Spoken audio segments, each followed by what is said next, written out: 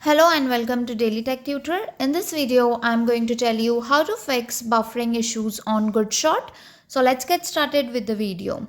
So majorly this issue is because your internet speed is slow. So you need to make sure that you use a reliable speed test website to ensure your download speed.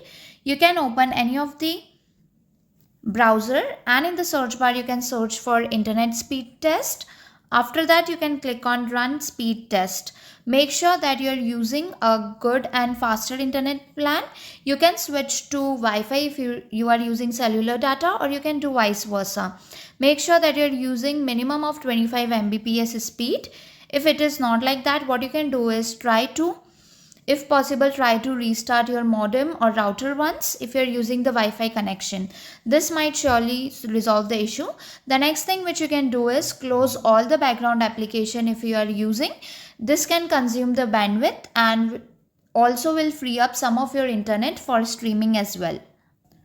The next step would be to update the GoodShort application. You can go to your Play Store, or if you are using an iPhone, you can go to the App Store and search for the particular application.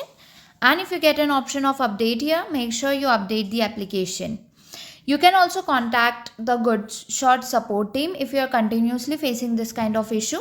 The problem can be from their server as well. In order to do that, you have to open the application, click on My at bottom right corner. After that, you need to click on feedback. If any of the live agent is present right now, it might connect you to them. If not present, what you can do is you can click on this message icon. And after that, add your issue in the description that you are facing the buffering issue a lot. And you can ask them to clear the cache from their server if their server is causing the issue. After that, you can click on the submit button and they will reply you on your email, or maybe they will reply you via the application. They will notify you.